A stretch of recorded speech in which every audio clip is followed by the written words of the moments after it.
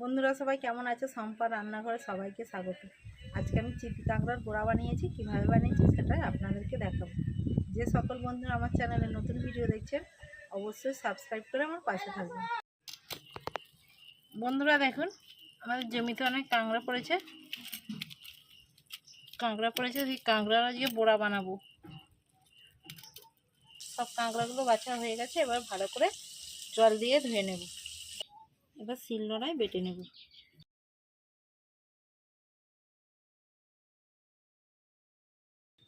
এখানে জালটায় দিয়ে দিচ্ছি, দিয়ে ছেঁকে নেব। উপকরণ দিয়ে ভালোভাবে মেখে নিচ্ছি। কাঁকড়ার গোড়াগুলো লাল লাল করে ভেজে নিয়েছি, এবার তুলে নিচ্ছি।